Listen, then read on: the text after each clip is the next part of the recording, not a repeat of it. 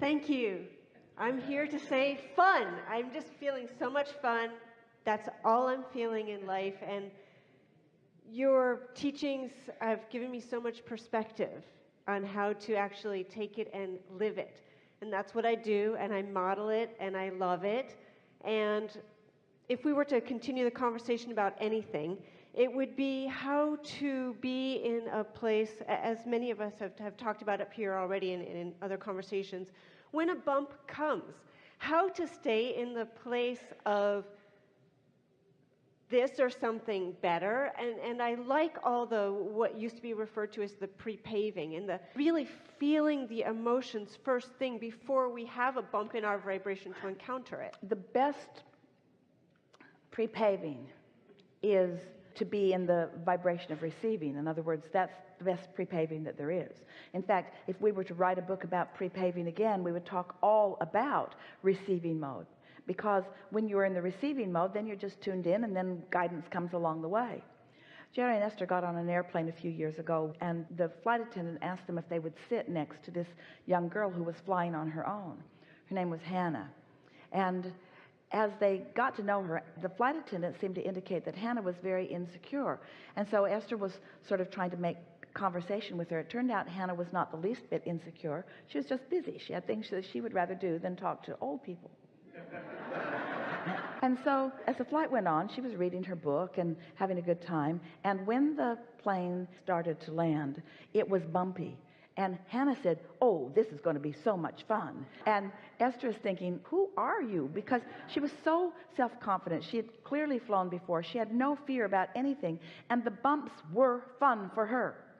There were other people on the airplane that were very tense about the very rough ride they were having. Hannah really hoped with all her might that the plane would shoot right off the end of the runway. Wouldn't that be fun? Wouldn't it be fun if when we landed the brakes didn't hold us and we got to go right through the fence?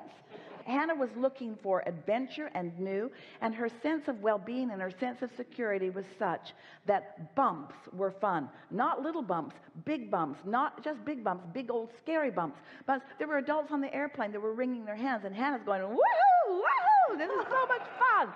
And so the pre-paving that you're talking about really is when you're in that place of well-being, so that things that are ordinarily bumps to other people are fun or interesting to you. Your reaction to the bumps is all about your shock absorbers that you've put there to begin with.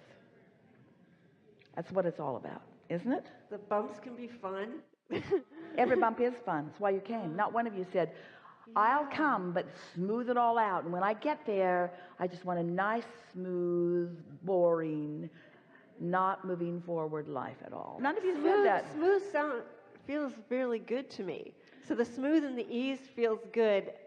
But what I'm hearing is maybe once I feel like I've had enough smooth and ease, then I might want something more. So let's say you've got a vehicle and you want to go down this canyon, and it's a bumpy road because hardly anybody goes there, but you want to go because it's the most beautiful vista in the world, and because there are unique things that are only in this canyon, and because you've heard about it and you want to be there, but the road is rough, so you go in your vehicle that has really good shock absorbers, and the bumps don't matter because what you are seeing is so much more worth it, you see. So you got to get your eye off the bump, off the pothole, and on what you're wanting to see, and you become resilient, and your inner being guides you around the bumps. When you know what you want and you're tuned in, tapped in, turned on, your inner being knows what your path of least resistance is. We want to bluntly say to you that every bump or every piece of resistance on your path you've put there, and you keep it alive by acknowledging its existence.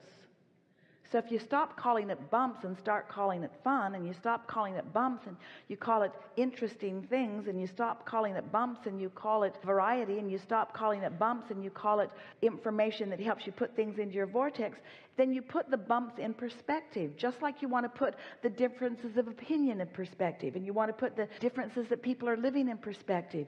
You really don't want to live all by yourself. You really don't. You could live in a very smooth place where everything's the same, everything's put away, and you know where it all is, and there's never any confusion about anything, and nobody ever tips anything over or breaks anything. In other words, you're just in that very small, contained, perfect place. And we promise you, that's not what you came for. You came for bumps. You came for bumps and a remembrance of your ability to enjoy them. Not cope with them. We didn't say cope. Did you hear that? We didn't say cope. Yes. We said enjoy them. Enjoy them for the desire that is born out of them, for the clarification that is born out of them. And we believe you when you say you're up for fun. We believe you. Yes. We just think that before this conversation, you were up for more conditional fun.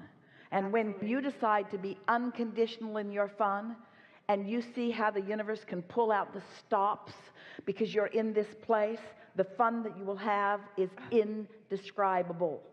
People looking on will not relate. All right, I'm ready. Yeah. I'm ready. You are. Thank you. Really good. Really good. Yes.